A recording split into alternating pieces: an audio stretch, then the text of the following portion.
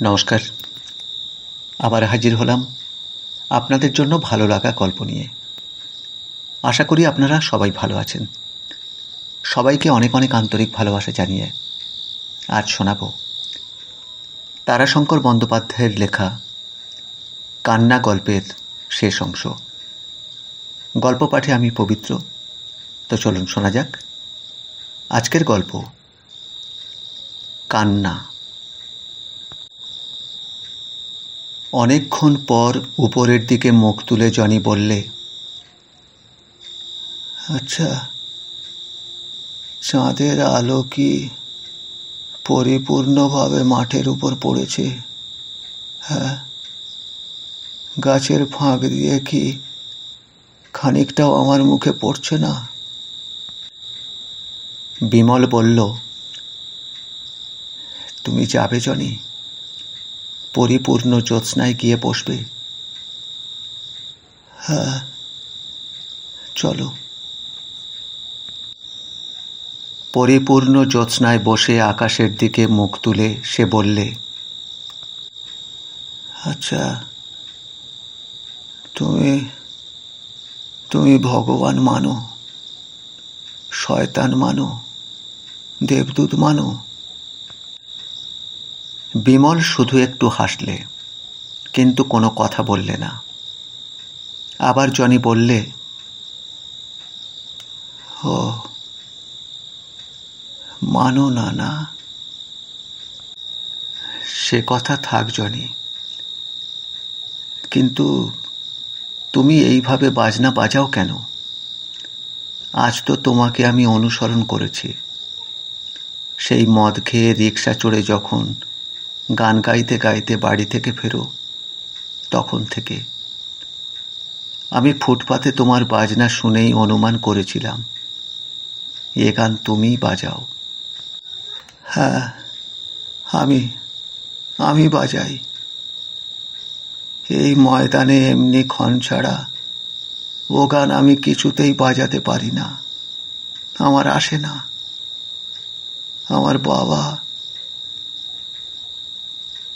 তারপর সে চুপ করে গেল, শুধু অস্ফুট মৃদুস্বরে ডাকলে, ফাদার, ফাদার। জনির চোখ দিয়ে জল গড়াতে লাগলো। তারপর বলা শুরু করলো, আমার নিজের বাবা নয়। আমার বাবাকে আমি দেখিনি, মাকেও খুব মনে নেই, খুব অল্প মনে পড়ে। এত অল্প যে তার কিছুই তোমাকে বলতে পারবো না। শুধু একটি মেয়ে ছেলেকে আমার মনে পড়ে। তবে নানি বলতো, হিন্দুর ছোট জাতের ছেলে, সে আর কত ভালো হবে।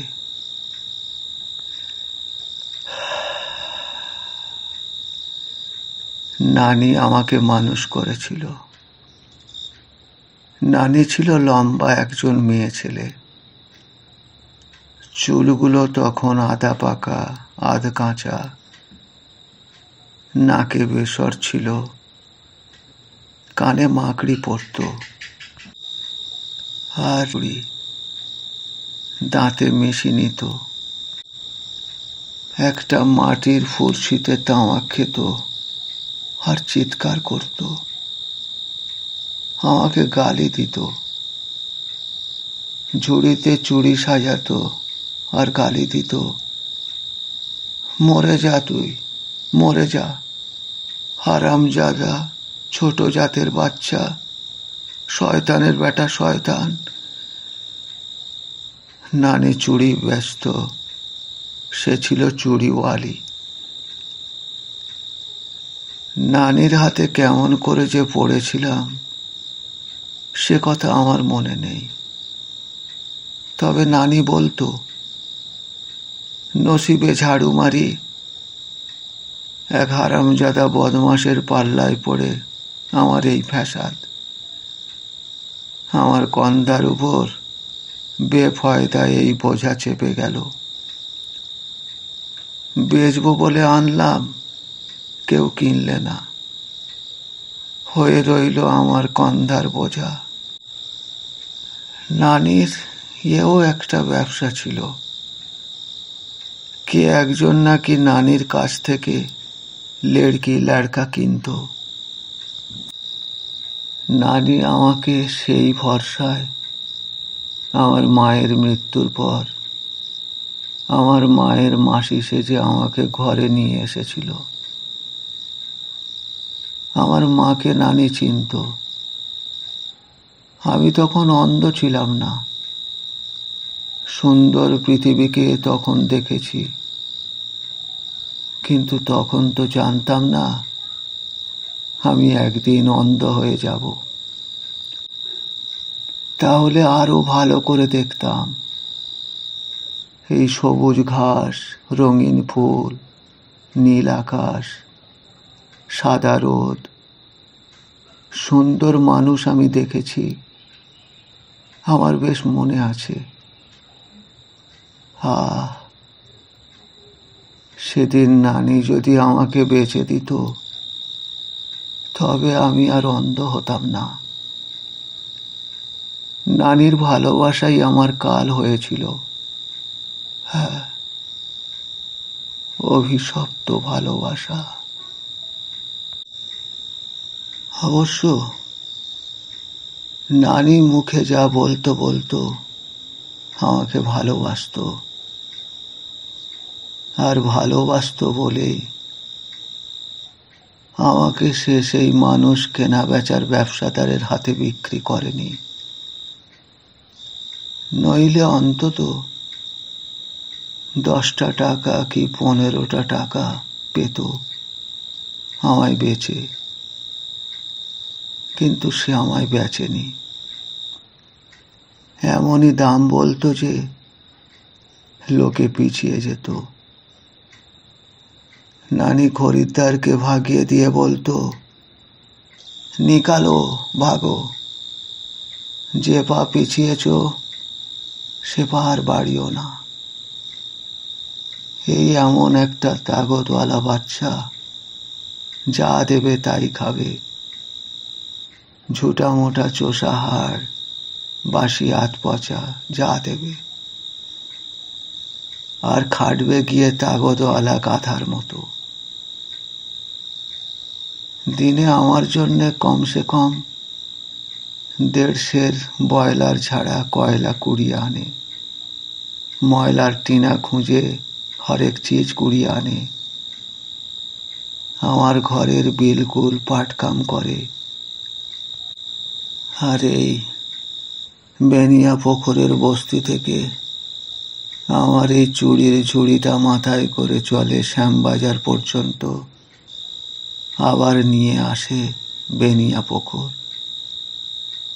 গীত গাইতে পারে বুলবুলের বাচ্চার মতো, যাও যাও, আমি বেচবো না, যাও।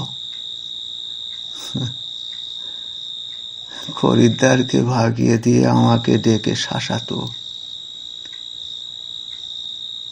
শাসন ঠিক নয়, আসলে সেটাই ছিল তার আদর। বলতো, দেখলি দেখলি রে হারামজাদা, অপয়া শুয়োরের বাচ্চা, দেখলি দুনিয়ার কেউ তোকে নেবে না। আমার যেমন মন্দমতি, তোকে নিয়ে এলাম ঘরে। তোর ওই হাউজের মতো পেটে এই এত এত খাবার জোগাতে হবে। এখন যা, ওই বাজার চাই যা, আর এই 6টা পয়সা নিয়ে যা। 6 আনার মাল ঘরে আনবি, তবে খেতে দেব, ঘরে ঠাঁই দেব। নইলে পিঠে ভাঙবো এই সটকার নল। নে, এখন সেই গীতটা গাতো। আমি তখন গাইতাম, তারপর বাজারে বেরুতাম। একটু থেমে আবার বলতে শুরু করলো, আচ্ছা, কখনো এন্টালিতে বিজলি রোড ধরে কি বেনিয়াপুকুর লেন ধরে গিয়েছো ওই বস্তি এলাকায়? দেখেছো সে গিজগিজে বস্তি, মুসলমান আর খ্রিস্টানদের পাড়া, তার একটু আগে মস্ত বড় গোরস্থান, আর ওপাশে মল্লিক বাজার। রাস্তায় রাস্তায় ঘুরে বেড়ায় আমার মতো ভাগ্যের ছেলে, শীতকালের নেড়ি কুত্তার বাচ্চার মতো এক জায়গায় জট পাকিয়ে বসে থাকে, কামড়া কামড়ি করে, রাস্তায় গুলি খেলে, পয়সা খেলে, মারামারিও করে। তারপর একটু শেয়ানা হলেই ঘোড়ার গাড়ির গাড়োয়ানের তাঁবেদারি করে, কাটা ঘুড়ির পেছনে পেছনে ছোটে, মিথ্যে করে রাস্তায় পড়ে কাতরে কাতরে ভিক্ষে চায়। আবার ভালো পোশাক পরা লোক দেখলে বলে ওঠে, সেলাম হুজুর, বলে আর সেলাম বাজিয়ে ভিক্ষের জন্য পিছনে পিছনে চলে। আবার ভিক্ষে না পেলে গালাগাল দেয়। তাদের দেখেছো? যারা বড় হয়ে গাঁট কাটে, ছুরি মারে, গুন্ডাগিরি করে, তাদের বাল্যকালটা হলো এই রকম। এদের দলের হালিম রহমান, দবির টম হ্যারিস, শুকলাল কিষান, এরা তখন আমার চেয়ে বড়। আমার বয়স তখন 8 কি 10 হবে, আর ওদের 13 কি 14। আমার দহরম মহরম হালিম দবিদের সঙ্গে। বাজারে সামনে বিড়ির দোকানে হলিমদের আড্ডা, বাজারের ভিতর কসাইয়ের দোকানেও বসে। হালিমের বাবার ছিল মাংসের দোকান। হালিমরা আমাকে ভালোবাসতো, তবে এদের স্বভাব কাকের মতো। কাকের স্বভাব লক্ষ্য করেছ? কাক ময়লা মাটি খায়, মাছ মাংস, মিষ্টির টুকরো চুরি করে কাড়াকাড়ি করে, কর্কশ আওয়াজ। কিন্তু স্বজাতির প্রীতিতে ওরা বোধহয় দুনিয়ার মধ্যে সেরা।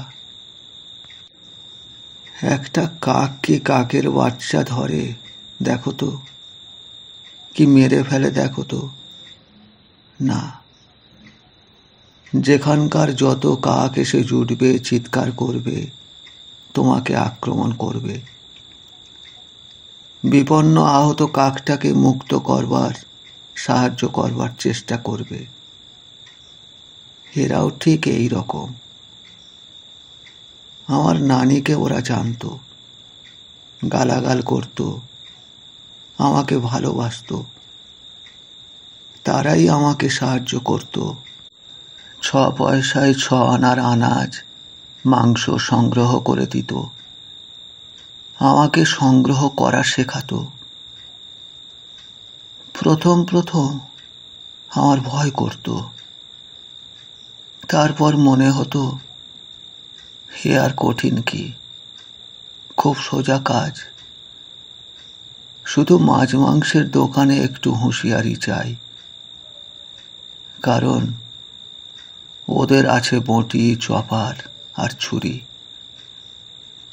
হঠাৎ ঝগড়াই যদি বাঁধে, তবে ওগুলোর আঘাত বড়ই সাংঘাতিক। মেছুয়া আর কসাই ভয়ঙ্কর জাত, আমি নিজের চোখে দেখেছি। হ্যাঁ, একবার বাজারে একজন মেছুয়া আমার চোখের সামনে বঁটির কোপ মেরেছিল খেঁদা বসিরকে। মুন্ডুটা ছিটকে গিয়ে পড়েছিল মার্বেলের গুলির মতো। কেউ যেন খুব মোটা বড় আঙুলে মুন্ডুর গুল্লিটা ছুঁড়লে একটা গাব্বু লক্ষ্য করে, আর ধরটা টলতে টলতে পড়ে গেল আছড়ে মাটির ওপর। ফিনকি দিয়ে ছুটল তাজা লাল টকটকে রক্ত। একটু চুপ করে রইল জনি। তারপর খানিক পরে একটা দীর্ঘ নিঃশ্বাস ফেলে বললে,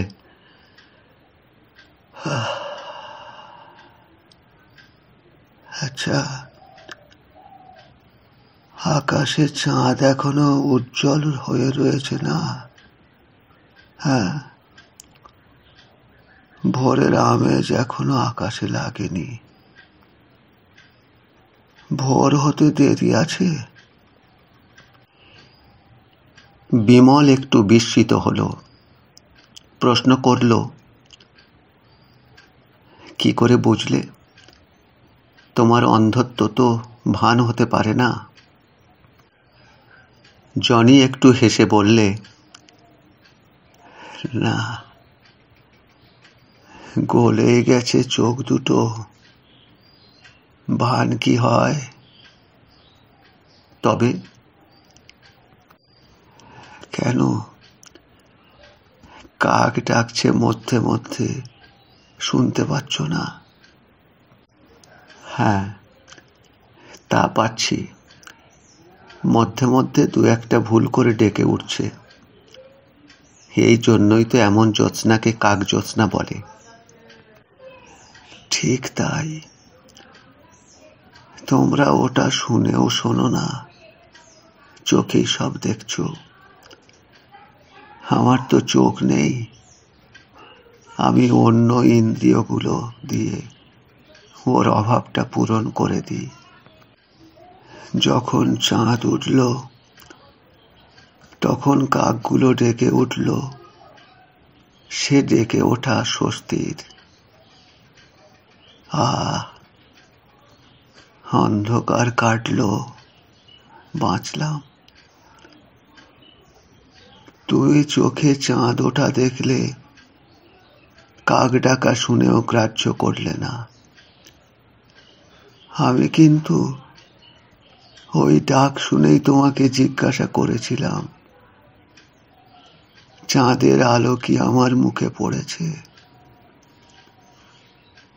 আমাদের বস্তিতে গাছে গাছে কাকের বাসা আছে। কত রাত্রিতে ঘুম হয় না, জেগে বসে থাকি, ওদের ডাক শুনি। শুনে শুনে ওদের ভাষা বুঝেছি। রাত্রি যে আমার কাছে ভয়ঙ্কর। থাকবে, থাক ওসব কথা, শোনো।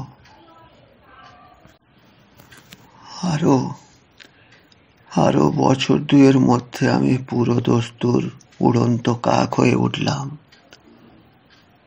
হালিম দবির রহমানদের দলের তুখোড় ছোকরা হয়ে উঠলাম। তখন একটা চাকু আমার কোমরে গুঁজে রাখতাম। বলিও শিখেছি, আবে সালা মারে চাকু। আর গান শোনাই হালিমদের। আমার গলা বড় মিঠা ছিল। দল বেঁধে বের হই। মল্লিক বাজারের কসাই পাড়ার ছেলেদের সঙ্গে মারপিট করি, গোবরার ছেলেদের সঙ্গে ঝগড়া করি, টম হ্যারিদের সঙ্গে খুশোখুশি করি, কালোয়ারদের ছেলেদের সঙ্গে লড়াই করি, সিনেমা হলে গিয়ে হুল্লোড় করি। আর বাড়িতে ফিরে এসে নানির সঙ্গে মারপিট করি। নানির সঙ্গে ঝগড়ার সময়টাই ছিল রাত্রিতে। হ্যাঁ,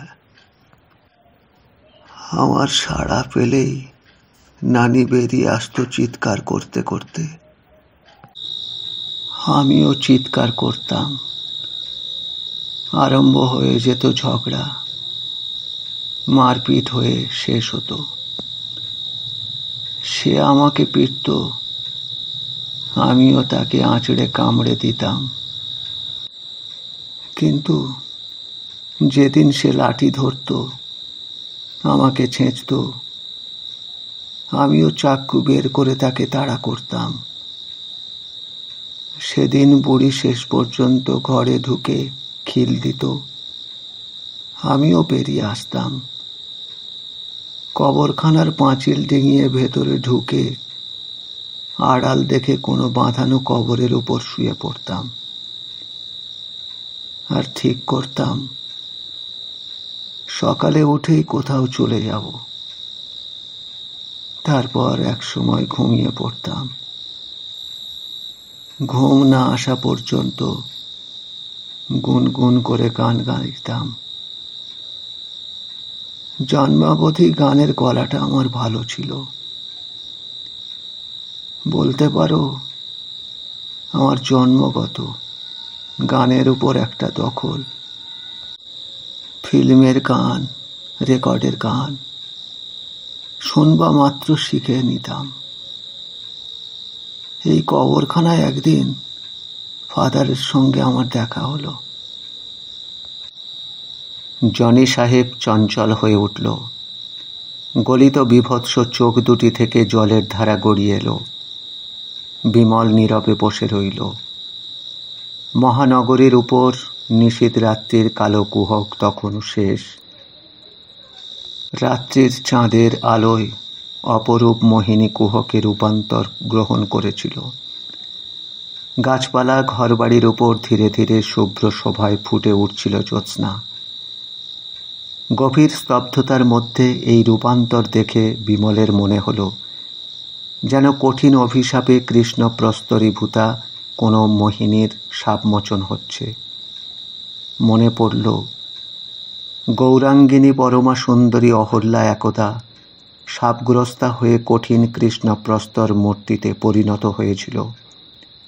মনে হল রামের পাদস্পর্শের শাপমোচনের সূচনায় এমনি করেই তার প্রস্তরীভূত দেহের কালো রং মিলিয়ে গিয়ে সর্বাঙ্গে ধীরে ধীরে ফুটে উঠেছিল শুভ্র কোমল লাবণ্যময় বর্ণ সুষমা। কিছুক্ষণ পর জনি বললে, ফাদার আমার জীবনের স্বর্গীয় দূত, ভগবানের আশীর্বাদ।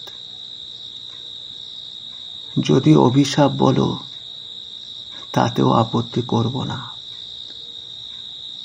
আমার জীবনটা সেই এমন করে দিয়ে গেল। যদি ফাদার না আসতো আমার জীবনে তবে কি ক্ষতি হতো বলো?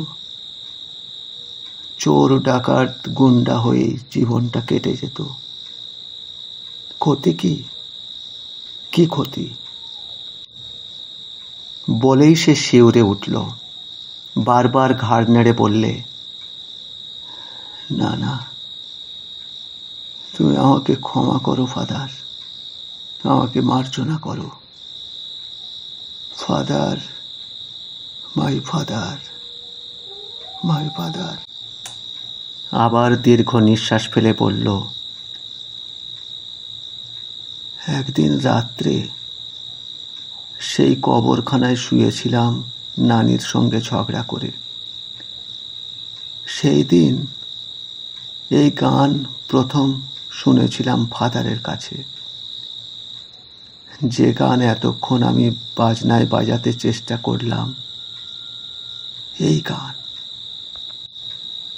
ওহ, সে কি মুহূর্তগুলি!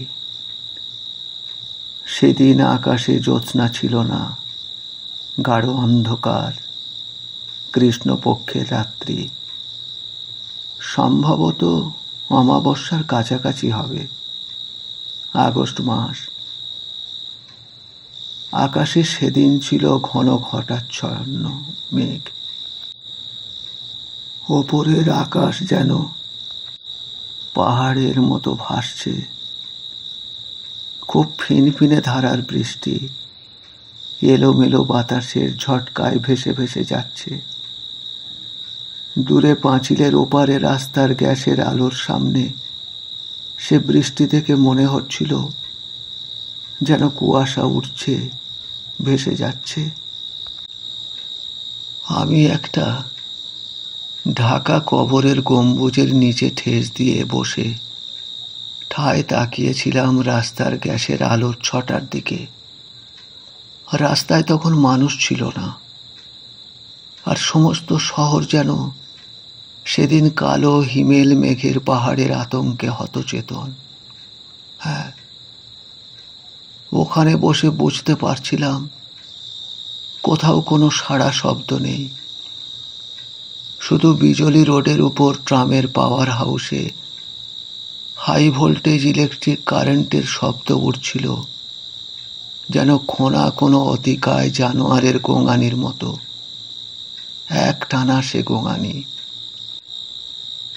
কবরখানার দক্ষিণ পূর্বের বস্তিতে দু একটা কুকুর শুধু ঘেউ ঘেউ করে চেঁচাচ্ছিল। সম্ভবত মানুষের দৃষ্টিতে অদৃশ্য কোনো আত্মাকে ওরা বাতাসের স্তরে ঘুরে বেড়াতে দেখতে পাচ্ছিল। আমার শরীরও ছমছম করছিল। কচ্ছিত কখনো এক আধখানা রাবার টায়ার ফিটন ট্রাম লাইনের পাথুরে রাস্তার উপর দিয়ে যাচ্ছিল পার্ক স্ট্রিটের দিকে, তবে চাকার কোনো শব্দ উঠছিল না। উঠছিল শুধু ঘোড়ার খুরের শব্দ, খপ খপ খপ খপ। আর উঠছিল কোচমানের জিভের ডগায় তোলা ক্যাঁ ক্যাঁ আওয়াজ, আর তারই সঙ্গে চাবুকের আস্ফালনে বাতাস কাটা শীষের মতো শব্দ। তারপর হঠাৎ হঠাৎ একখানা ফিটন যেন কাছেই কোথাও থামল। হ্যাঁ, বর্ষার সেই ঠান্ডা অন্ধকারের মধ্যে আমার কানে শুধু কবরখানার বাইরের দুনিয়ার সঙ্গে আমাকে বেঁধে রেখেছিল কিনা, নইলে সেদিন অন্ধকারে বাদলে আমিও যেন হারিয়ে যেতাম। প্রতিটি শব্দের দিকে কান আমার সজাগ হয়েছিল, নইলে নইলে গাড়িখানা থামা আমি জানতে পারতাম না। চোখ তখন বুজে আসছিল, গ্যাসের আলো হারিয়ে যাচ্ছিল।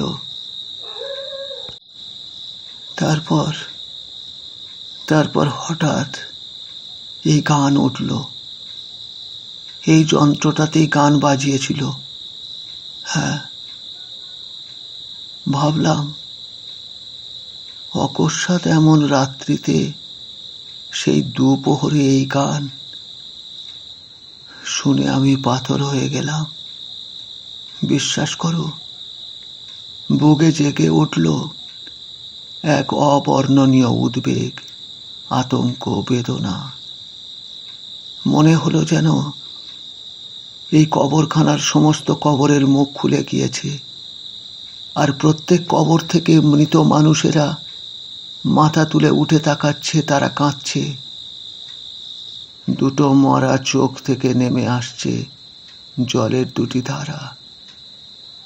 মনে হলো সবাই কাঁদছে, গাছ কাঁদছে, পাতা কাঁদছে, মাটি কাঁদছে, বাতাস কাঁদছে। আর সঙ্গে সঙ্গে তুমি বিশ্বাস করো, আকাশ ভেঙে মেঘেও বৃষ্টি নামলো সেই সময়। কোনো বিদ্যুৎ নেই, গর্জন নেই, শুধু ঝড়ো ঝড়ো ধারায় বর্ষণ, আর তার সঙ্গে সেই গান। তবে গান নয়, কান্না, কান্না, যেন পুত্র শোকাতুরের বুক ফাটানো কান্না। আর সেই কান্নায় মরা মানুষেরা জেগে উঠে কাঁদছে, যেন বলতে চাইছে, এত ভালোবাসতে তোমরা। হায়, আমাদের যে ভাষা নেই, স্পর্শ নেই, রূপ নেই, কি করে তোমাদের সান্ত্বনা দেব, কেমন করে চোখের জল মুছিয়ে দেব, কি করেই বা দেখা দেব। আমার মনে হলো আমি যে কবরটার উপর বসে আছি সেটার তলা থেকে মৃত মানুষটা আমাকে যেন ঠেলছে, বলছে, সরো, ওঠো, আমি উঠব, আমি উঠব, ওই গান শুনব। তুমি বিশ্বাস করো, গাছের পাতায় পাতায় বাতাসে ফিস ফিস করে শব্দ উঠছিল। হায় হায়, আমি স্পষ্ট শুনলাম। ভয়ে আতঙ্কে আমি চিৎকার করে লাফ দিয়ে পড়ে ছুটলাম। তার উপর সেই অন্ধকার, একটা কবরের গায়ে ধাক্কা খেয়ে পড়ে গেলাম। চিৎকার করেছিলাম, তারপর অজ্ঞান হয়ে গিয়েছিলাম। জ্ঞান হলে দেখলাম কারখানার ফটকের নিচে মিটমিট আলোর তলায় দাঁড়িয়ে আছে ওই ফাদার। লম্বা মানুষ, মিষ্টি চেহারা, আর পরনে ঢিলে ঢালা পোশাক, সর্বাঙ্গ ভিজে, আর বগলে এই বাদ্যযন্ত্রটা। এক দৃষ্টে আমার দিকে তাকিয়ে রয়েছে। সে দৃষ্টিতে পরম আশ্চর্য মমতার মাধুর্য। মুহূর্তে মানুষকে স্পর্শ করে। কালো সাহেব, তা বলে আমার মতো কালো নয়। আমাকে চোখ মেলতে দেখে বললে, कैसा मालूम होता বাচ্চা, বেটা? আমি কথা বলতে পারলাম না, থরথর করে কাঁপছিলাম। বৃষ্টিতে সর্বাঙ্গ ভিজে গিয়েছে, আর মাথায় একটা যন্ত্রণা, যেন প্রচণ্ড শীত লাগছিল। আমাকে কাঁপতে দেখে ফাদার দু হাতে আঁকড়ে বুক দিয়ে চেপে ধরলে। কবরখানার ফটকওয়ালাকে বললে, একটু গাড়ি, মেহরবানি করো ভাইয়া, একটু গাড়ি জলদি। ফাদার পাদ্রী নয়, সাধারণ একজন দেশি খ্রিস্টান, তবে অসাধারণ মানুষ। অন্তত আমার চোখে তো তাই। তাকে আমি ফাদার বলি। সে আমার সত্যই বাপ ছিল। সেই আমাকে বাঁচিয়েছে, আমার উপার্জনের পথ করে দিয়েছে। শুধু তাই নয়, জীবনে ঈশ্বরের নামই শুনেছিলাম। আর ফাদারই আমাকে বুঝিয়েছিল, বোঝাতে চেয়েছিল ঈশ্বর কি, ঈশ্বরকে। তাই সে আমার ফাদার। ফাদার ছিল একজন সঙ্গীতজ্ঞ, সুরকার।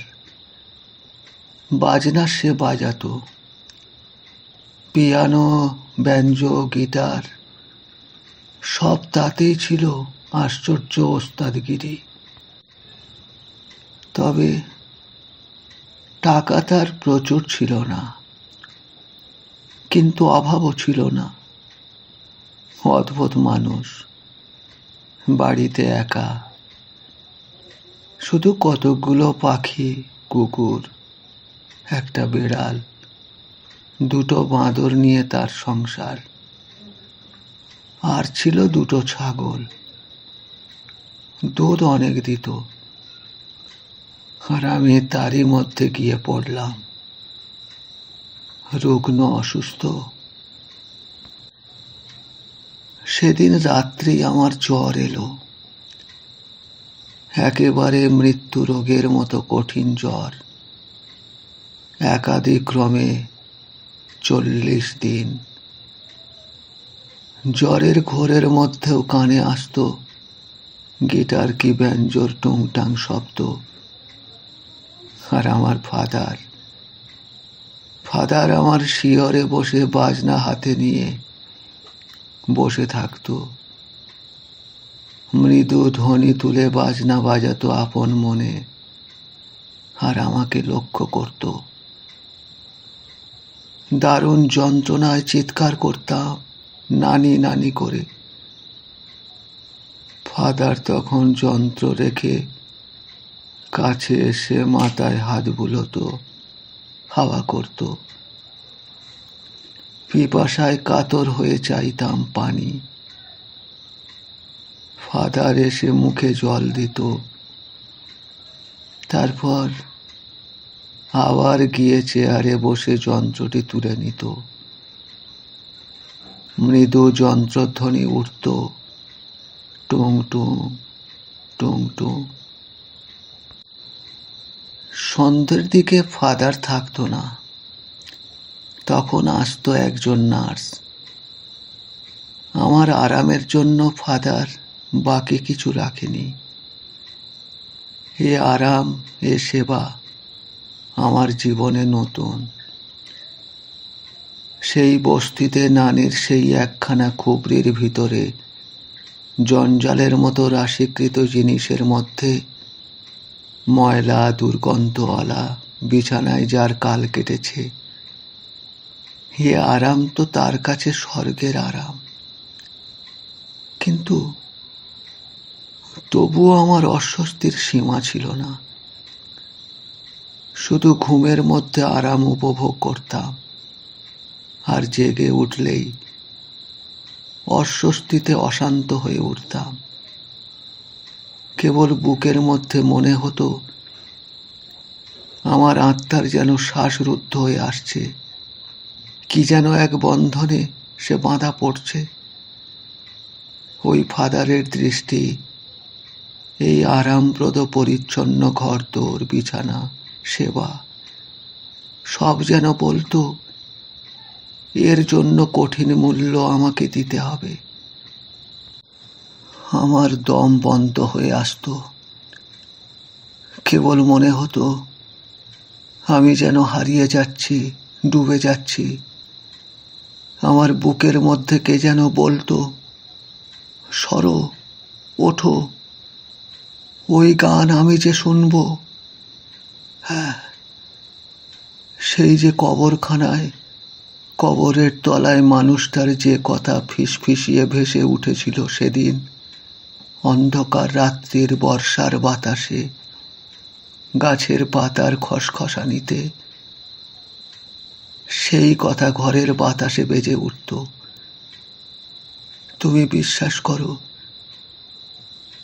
কঠিন রোগের শেষে অনুভূতি অতিমাত্রায় তীক্ষ্ণ হয়ে ওঠে, আর সেই অনুভূতিতে আমি বেশ স্পষ্ট শুনেছি সেই কথা,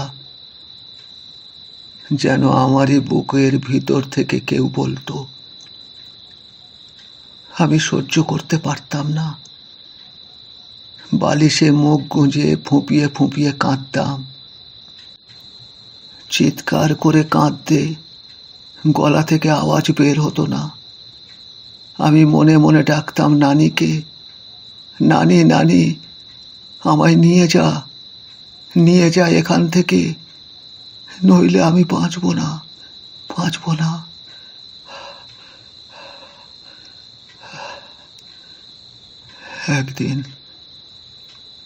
একদিন আমি পালালাম। তখনও আমি সম্পূর্ণ সারিনি। হ্যাঁ, একদিন ফাঁক পেয়ে ফাদারের বাড়ি থেকে বেরিয়ে পড়লাম। ভাবলাম আমার নানির বাড়ি ভালো। তারপর রাস্তায় 10 বার বসে কোনো রকমে এসে পৌঁছলাম বেনিয়াফোকরে। কিন্তু আশ্চর্য, এই কদিনেই বেনিয়াফোকরের বস্তির একটা গন্ধ এসে আমার নাকে লাগলো। হ্যাঁ, সে তোমাকে কি বলবো। তখন মনে হলো, না না, এখান থেকে ফিরে যাই ফাদারের বাড়ি। একটু থেমে হেসে জনি সাহেব আবার বলল, আমার বুকের ভিতর তখন যে কবর ফেটে গেছে। জন্ম থেকে জীবন্ত যে ছিল কবরের ভিতর পোঁতা, সে যে মাথা তুলেছে। কিন্তু আবার একটু হেসে বলল, কিন্তু সে তো সংসারে সহজ নয়।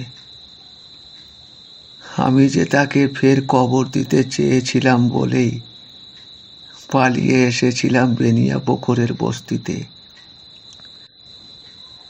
বস্তির গলি থেকে ছুটে এলো হালিম আর দবির।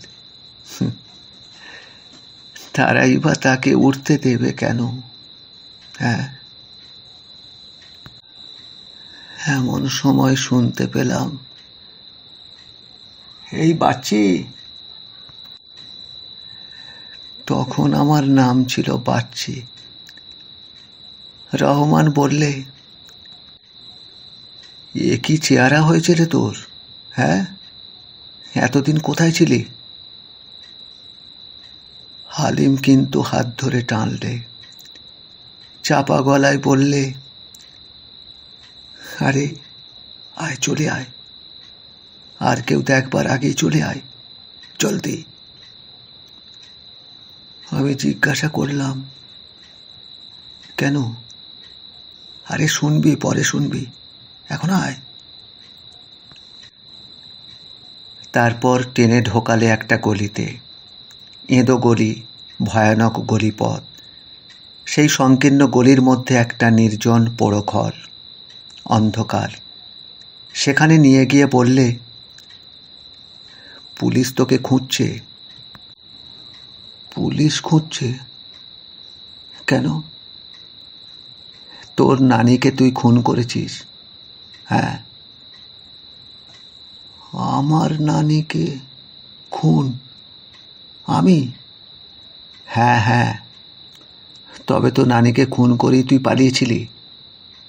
সেই রাত্রি থেকেই তো তুই ফেরার। তীক্ষ্ণ দৃষ্টিতে আমার মুখের দিকে হালিম তাকিয়ে রইল। তখন পৃথিবীটা কাঁপছে, দুলছে, কালো হয়ে যাচ্ছে। আমি কাঁপতে কাঁপতে বসে পড়লাম।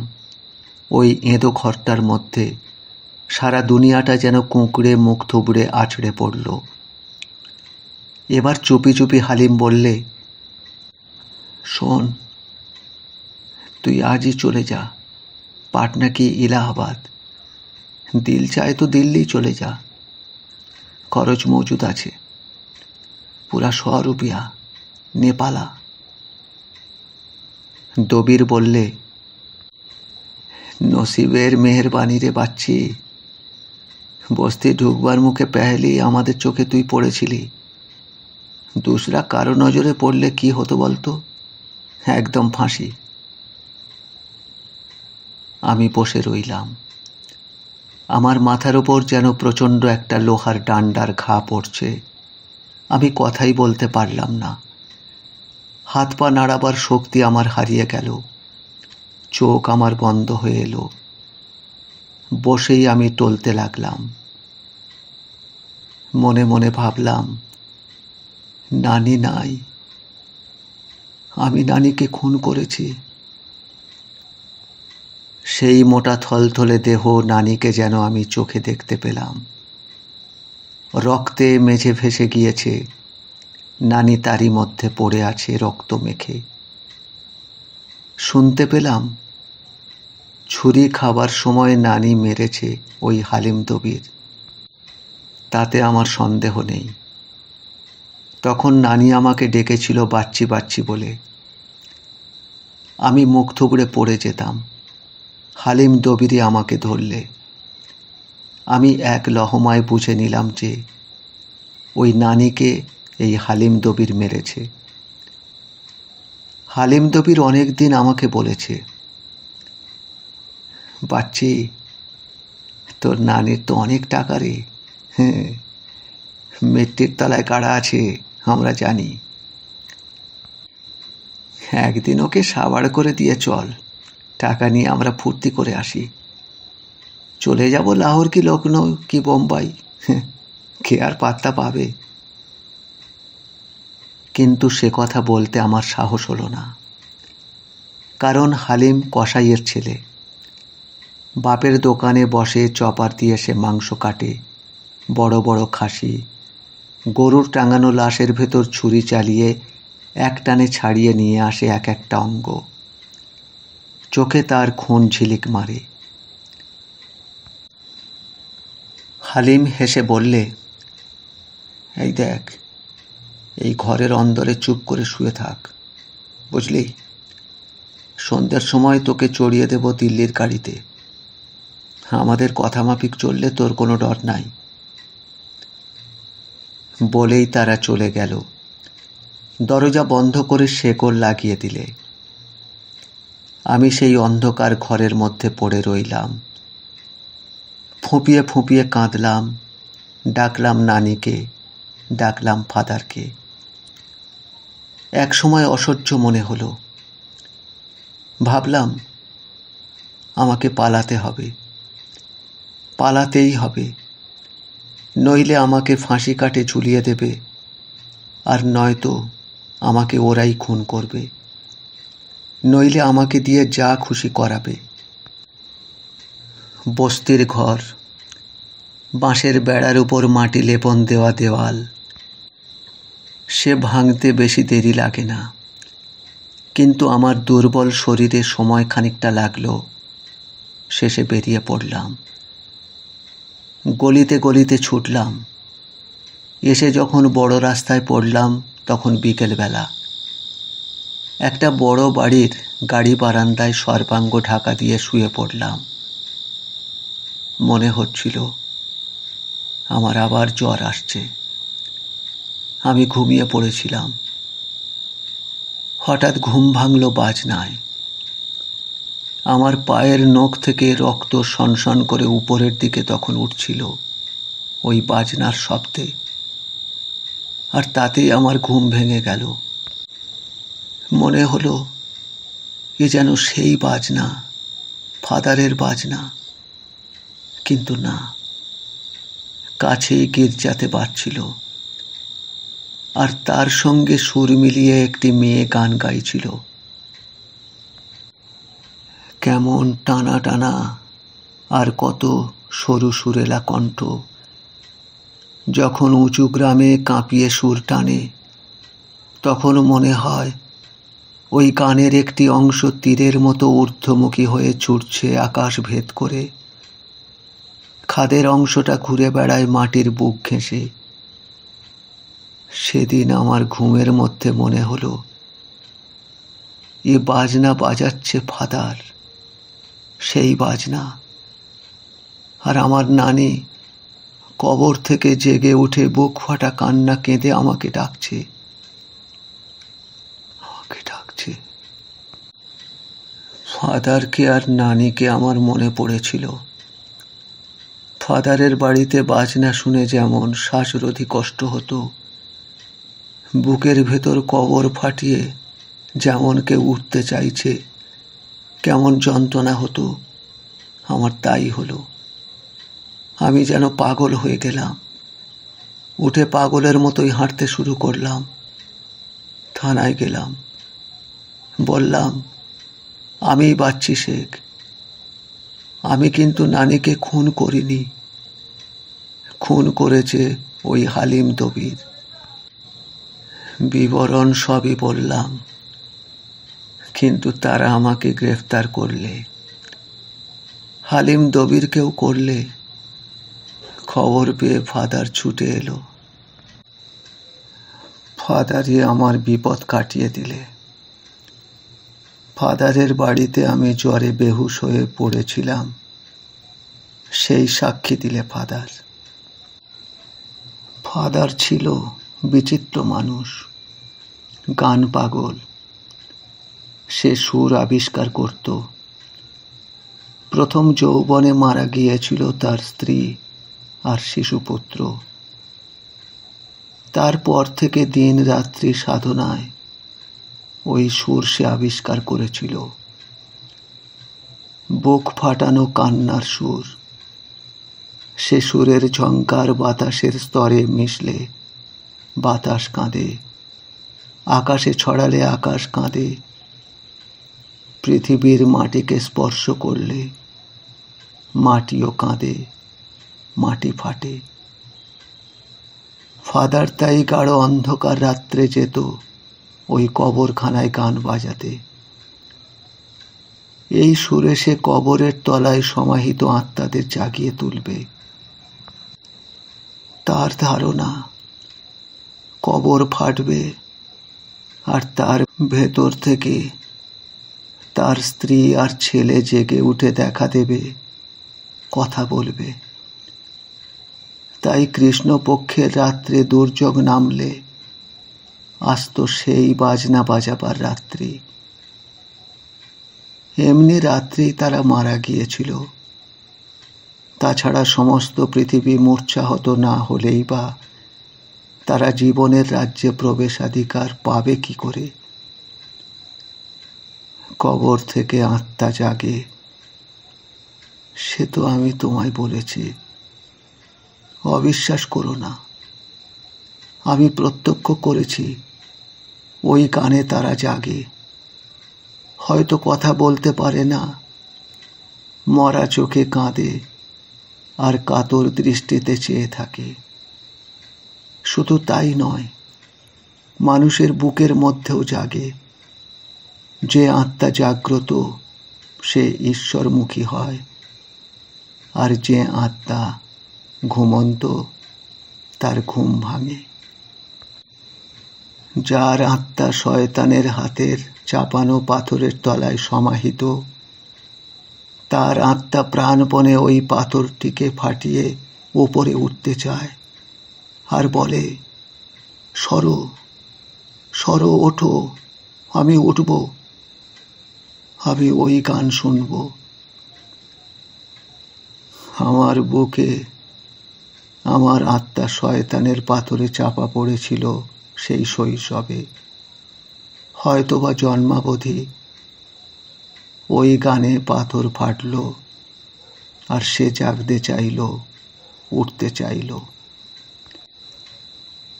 ফাদার আমাকে খ্রিস্টান ধর্মে দীক্ষিত করলেন আর নাম দিলে জনি। আমার গানের প্রতি অনুরাগের পরিচয় পেয়ে একেবারে উল্লাসে উৎসাহে আত্মহারা হয়ে গেল। কিন্তু আমি আবার ফাদারের আশ্রয় থেকে পালালাম। শয়তান আমাকে ডেকে নিয়ে গেল হাতছানি দিয়ে। হ্যাঁ, বছর 3 পর ঘটনাটা ঘটল। তখন আমি 18 বছর পার হয়েছি। শয়তান একদিন আমার সামনে এসে দাঁড়ালো, এক হাতে মদের গেলাস আর এক পাশে তার লাস্যময়ী তরুণী। আমি অধীর হয়ে উঠলাম। হঠাৎ একদিন ধৈর্যের সকল ঠেকা ভেঙে চুরমার হয়ে গেল। সেদিনও ছিল আর এক দুর্যোগের কৃষ্ণপক্ষের রাত্রি। অমাবস্যার তখন 2-3 দিন বাকি আছে। ঘন ঘটাচ্ছন্ন মার্চ মাসের রাত্রি। শীতের শেষে যে বাদল নামে, সেই বাদল তখন নেমেছে। কনকনে শীতে জল বাতাস বইছে, প্রেত লোকের দীর্ঘ নিঃশ্বাসের মতো। রাস্তায় কাদা, মধ্যে মধ্যে জল জমেছে পথে। গাছ থেকে পাতা ঝরে পড়ছে সে বাতাসে। চারিদিকের আলো ঝাপসা, কুয়াশা জেগেছে বর্ষণের পরে। মুখের চামড়ায় কুয়াশার স্পর্শ লাগছে বরফের স্পর্শের মতো, জ্বালা করছে। আর তারই মধ্যে জেগেছিলাম আমরা দুজন, ফাদার আর আমি। সন্ধ্যা থেকে ফাদার জানালা খুলে ঠায় দাঁড়িয়ে আছে বাইরের দিকে তাকিয়ে। অন্ধকার দেখছে। পৃথিবী মূর্ছাহত হবে কখন তারই প্রতীক্ষা করছে। আর আমি অধীর আগ্রহে জেগে আছি। সুযোগ পেলেই বেরিয়ে যাব। বস্তির মধ্যে এক শৈরিনীর ঘরে গিয়ে উঠব, নারী দেহের উষ্ণ স্পর্শ সর্বাঙ্গে মাখব। কিন্তু দেখলাম ফাদার ঘুমাচ্ছে না। হঠাৎ এক সময় ফাদার ডাকলে, জনি ওঠো, জামা পোশাক পরে নাও, চলো কবরখানায় যাব। আজ যাব পার্ক স্ট্রিটের কবরখানায়। টাওয়ার ক্লকগুলো তখন বাজতে শুরু করলো একসঙ্গে চারিদিকে, ঢং ঢং ঢং। 12টা বেজে গেল। তারপর আবার স্তব্ধ, পৃথিবী মূর্ছা গিয়েছে। যখন পার্ক স্ট্রিটে এলাম তখন জুতো জোড়াটা ভিজে কাঁথার মতো দুঃসহ হয়ে উঠেছে। পায়ের আঙুলগুলো খসে যাবে বলে মনে হচ্ছে। হাতের আঙুলগুলো বেঁকে গেছে পকেটের মধ্যে। মুখের চামড়া অসাড়, পিন ফোটালেও বুঝতে পারি না। ফাদার কিন্তু অদ্ভুত, তার এসবে কোনো ভ্রুক্ষেপ নেই। সে সেই প্রেতপুরীর কবরখানায় ঢুকে যন্ত্রে সুর তুলল, সেই কান্নার সুর।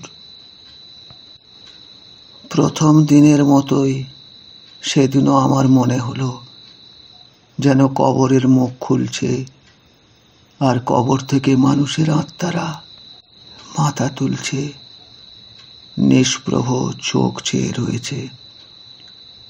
আমার বুকের মধ্যে আমি অসহ্য উদ্বেগ অনুভব করলাম। বস্তির সেই মেয়েটির মুখও যেন দেখলাম ওই মৃত মানুষের মুখের সারির মধ্যে। ওহ, তাছাড়া একই অত্যাচার, একই নির্যাতন। এই অসহনীয় উদ্বেগ, এই শীতের মধ্যরাত্রে দারুণ দুর্যোগের মধ্যে এই কষ্ট, এ যেন অসহ্য। আমি মুক্তির জন্য হাঁপিয়ে উঠলাম।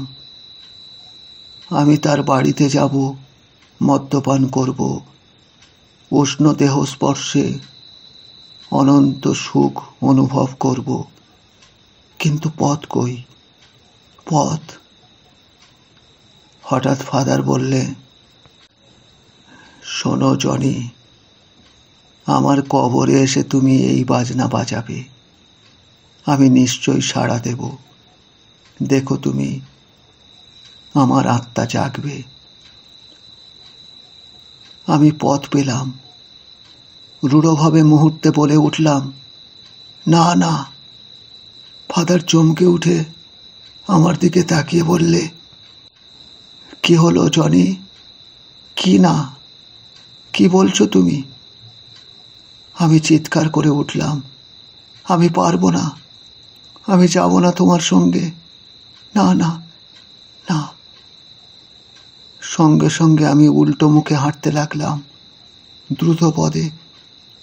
ভাবলাম আমি পালাবো, আমি পথ পেয়েছি, ময়দানের ওই অন্ধকারের ভেতর দিয়ে পালাবো, আমি গিয়ে উঠব সেখানে। ফাদার আমাকে অনুসরণ করলে, জনি জনি। আমি জোরে হাঁটতে শুরু করলাম, তারপর ছুটলাম এসপ্ল্যানেডের দিকে। ফাদারও ছুটেছিল পিছনে, জনি জনি করে। আমিও বলে চলেছিলাম, না না না। তারপর এসপ্ল্যানেডের আলো পার হয়ে ময়দানের অন্ধকারের মধ্যে হারিয়ে যাবার জন্যে চৌরঙ্গি পার হয়ে ময়দানের দিকে ছুটলাম। চৌরঙ্গি রোড ধরে চলছিল একখানা চলন্ত ফিটন। ফিটনটার কোচ বাক্স থেকে একটা লোক লাফিয়ে পড়ল। সে ছুটে এলো আমার দিকে। আমি চমকে উঠে বললাম, কে? দেখি লোকটা গর্জন করে বলে উঠল, আবে শালা হারামি। সে হালিম। কোচ বাক্সের ওপর থেকে আমাকে দেখতে পেয়েছে। প্রতিহিংসাতুর চিতার মতো লাফিয়ে পড়েছে। তখন সে এসপ্ল্যানেডে ফিটনের সঙ্গে ফিরত। আজ এই নির্জন ময়দানে, দুর্যোগ ভরা এই মধ্যরাত্রে, আলোকিত চৌমাথায় আমাকে ময়দানের দিকে যেতে দেখে আমায় আক্রমণ করতে সে ছুটে এলো।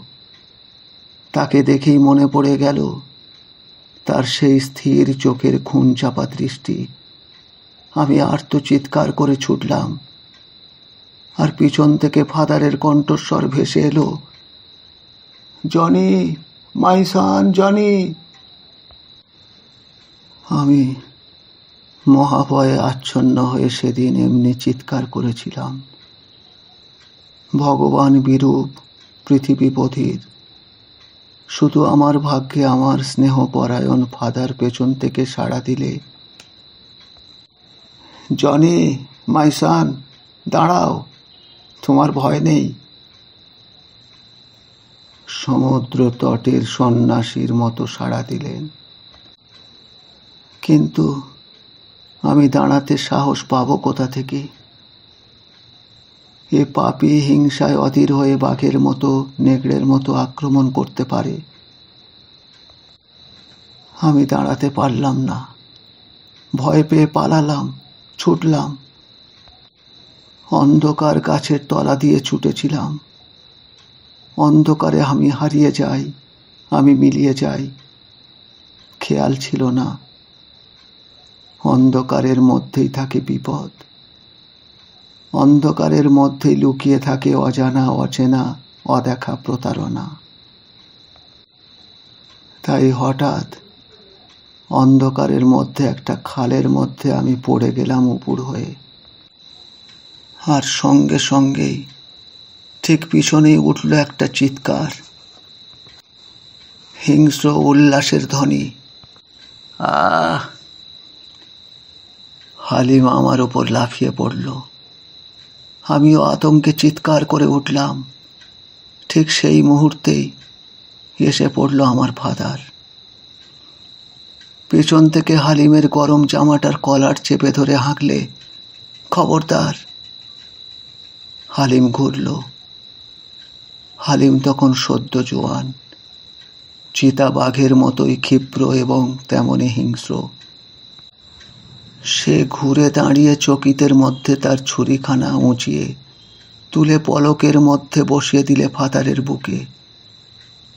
ফাদার বৃদ্ধ, তবু তাকে একটা লাথি মারলে। হালিম ছিটকে পড়ল, ফাদারও পড়ল। কিন্তু ফাদার আর উঠল না। হালিম আবার মুহূর্তে উঠে দাঁড়ালো। আমিও ততক্ষণে উঠেছি, কিন্তু সাহস নেই। আমি ভয়ে ঠকঠক করে কাঁপছি। সামনে হালিম, কসাইয়ের ছেলে হালিম। ফাদার তখন পড়েও চেঁচাচ্ছে, হেল্প, হেল্প, হেল্প। হালিম পড়ল আমার উপর ঝাঁপিয়ে। হালিমের ছুরিখানা ফাদারের বুকে বসে গিয়েছিল। আত্মরক্ষার প্রেরণায় আমি হালিমের দুই হাত চেপে ধরলাম। প্রাণপণ জোরে ঠেকিয়ে রাখতে চেষ্টা করলাম, কিন্তু হঠাৎ দেখি এক সময় আমার হাত নুইয়ে হালিমের হাত দুটো নেমে এলো। গলায় পড়ল না, পড়ল মুখের উপর।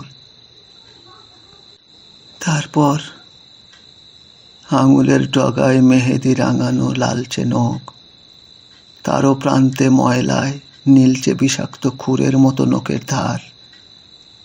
সেই নখ দুটো আমার দুই চোখের উপর নেমে আসছে।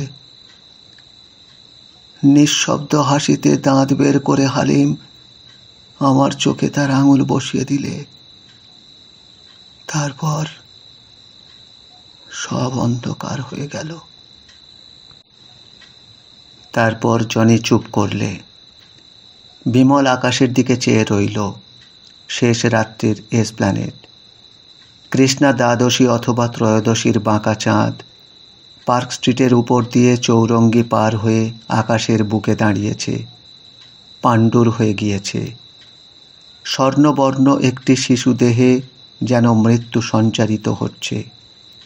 ভিক্টোরিয়া মেমোরিয়ালের মর্মর গম্বুজ পাণ্ডুর জ্যোৎস্নায় বেদনা কাতর বিষণ্ণ। উদ্বেগ কাতর আত্মীয়ের মতো চাঁদের দিকে সে চেয়ে রয়েছে। গাছগুলির মাথায় মরা জ্যোৎস্না নিষ্প্রভ হয়ে আসছে। চাঁদের কাছেই দক্ষিণাংশে শুকতারাটি শুধু ধকধক করে জ্বলছে। জনি আবার বললে, আমি ঈশ্বরকে জানি না, বুঝতেও পারি না। হয়তো ফাদার থাকলে আমি জানতে পারতাম, বুঝতে পারতাম ঈশ্বরকে। কিন্তু আমার অন্তরের শয়তান জন্মগত। সেই সেদিন চক্রান্ত করে নারীর মোহে মোহাচ্ছন্ন করে আমাকে তাড়িয়ে নিয়ে এসেছিল এই ময়দানে। সেখানে হালিমের মূর্তি ধরে আমাকে আক্রমণ করেছিল। আমার আত্মাকে জাগাবার জন্য এসেছিল যে দেবদূত, তাকে সে হত্যা করেছিল। তাই আমার আত্মা আর জেগে উঠতে পারলে না। তার অবস্থা কেমন জানো? একটা মানুষকে কোমর পর্যন্ত মাটিতে পুঁতে রাখলে যেমন হয়, ঠিক তেমনি। আমি সমস্ত জীবন আর্তনাদ করছি, আমাকে মুক্তি দাও, আমাকে হাত ধরে মাটি থেকে তোলো, তোলো। কিন্তু কে তুলবে? ফাদার তো নেই, সে গান বাজাবে কে? আর পাথর কেমন করে ফাটবে? তবে তবে ফাদার মৃত্যুকালে আমাকে বলেছিল, হ্যাঁ, 2 দিন পরে হাসপাতালে ফাদার মারা গিয়েছিল। তার পাশেই আমাকে রেখেছিল। আমার চোখ দুটো গলেই গিয়েছিল। চোখের চিকিৎসার আর কিছু ছিল না। মৃত্যুকালে ফাদার আমাকে বলেছিল, জনি, জীবনে যখন ক্ষোভ হবে, যখন অতৃপ্তিতে মন ভরে উঠবে, তখন সেই গান বাজিও, যে গান আমি দুর্যোগের রাত্রে বাজাতাম। আর পারো তো এই গান আমার আত্মাকে শুনিও। এই বাজনার যন্ত্রটি আজ তোমাকে দিলাম। এই বাজিয়েই তুমি জীবিকা অর্জন করতে পারবে। পরে হালিম ধরা পড়েছিল, তার ফাঁসি হয়েছিল। হালিম মরেছে, কিন্তু শয়তান তো মরে না বন্ধু। সে যে আমাকে কোমর পর্যন্ত কবরে পুঁতে রেখেছে। মধ্যে মধ্যে চেষ্টা করে আমার মাথাটাকেও চেপে ওই কবরের মধ্যে পুঁতে দিতে। তাই হঠাৎ একদিন মনে মনে সেই উদ্দাম অতৃপ্তি জেগে ওঠে। আমি চঞ্চল হয়ে উঠি। তখন প্রাণপণে নিজেকে সংযত করবার চেষ্টা করি, কিন্তু তখন যন্ত্রটায় আর সুর তুলতে পারি না। তখন ওই রেস্তোরাঁটায় গিয়ে করিমকে জিজ্ঞাসা করি, এটা কি কৃষ্ণপক্ষ? করিম বলে, না বাবাজান, ওই তো আকাশে চাঁদ রয়েছে। তখন ছুটে গিয়ে ময়দানে বসি। অন্ধ চোখ তুলে উপরে বসে চেয়ে থাকি। মনের আকাশে আমার চাঁদ ওঠে। মন ধীরে ধীরে শান্ত হয়। আমি বাড়ি ফিরে যাই। আর করিম যেদিন বলে, ওই যে এই শেষ রাত্রে চাঁদ উঠবে, সেদিন বুকের ভিতর ঝড় বইতে থাকে। মনে মনে ফাদারকে ডাকি, কিন্তু একদিন ফাদারকে ডাকতে গিয়েও আমি ডাকতে পারি না। ফাদারের জায়গায় মনে পড়ে সেই শৈরিনীকে।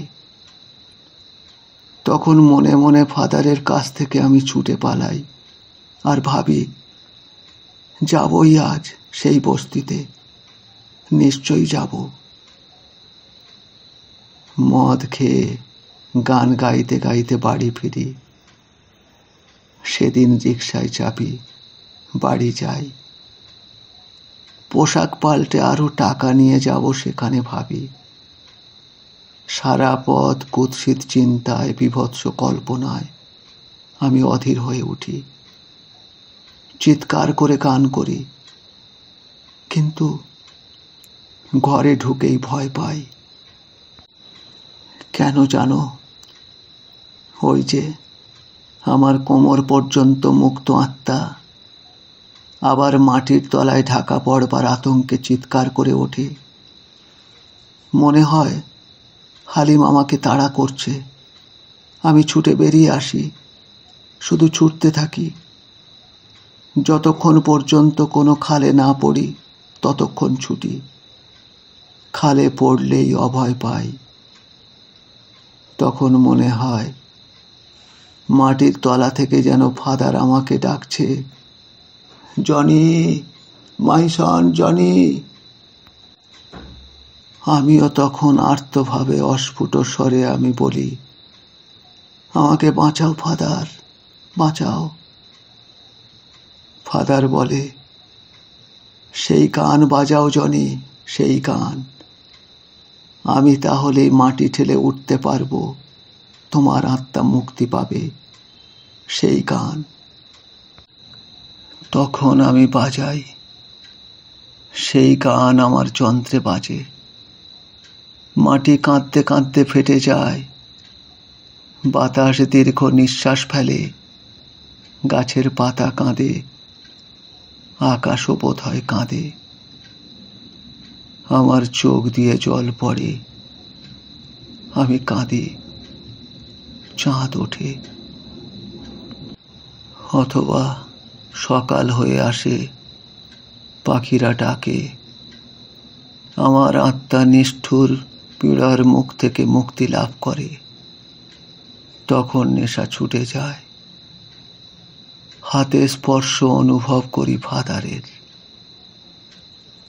আমি ক্লান্ত হয়ে এলিয়ে পড়ি। মনে হয় কোমর পর্যন্ত মাটিতে পোঁতা আমার আত্মার আরো খানিকটা বুঝি মুক্ত হলো, খানিকটা মাটি বুঝি সরল। ক্রমে পাখিরা ডেকে ওঠে। সেদিনও কলরবে পাখিরা ডেকে উঠল। আকাশে চাঁদ নিষ্প্রভ হয়ে গিয়েছে, শুকতারা মিলিয়ে আসছে। চারিদিকের পথে পথে গ্যাসের আলো নিভিয়ে বেড়াচ্ছে কর্পোরেশনের লোকেরা। ইলেকট্রিক আলোগুলি নিভে গেল। জনি বললে, দয়া করে আমার হাতটা ধরে তুলবে। পরক্ষণেই হাত বাড়িয়ে সে আত্মবিস্মৃতের মতো বলল, ফাদার, মাই ফাদার। বিমল হাত বাড়াতে যাচ্ছিল, কিন্তু গুটিয়ে নিলে। দেখল জনি নিজেই উঠল, যেন কোনো অদৃশ্য ফাদারের হাত ধরেই উঠল জনি। আজ তাহলে এই পর্যন্ত। এতক্ষণ আপনারা শুনছিলেন তারাশঙ্কর বন্দ্যোপাধ্যায়ের কান্না গল্পের শেষ অংশ। ভালো লাগলে চ্যানেলটিকে এখনই সাবস্ক্রাইব করে বেল আইকনটি ক্লিক করে রাখুন। আর গল্প পাঠ কেমন লাগলো অবশ্যই মতামত জানান। ভালো থাকবেন। আবার দেখা হবে এমনি ভালো গল্পের সাথে আগামী অডিওতে। নমস্কার।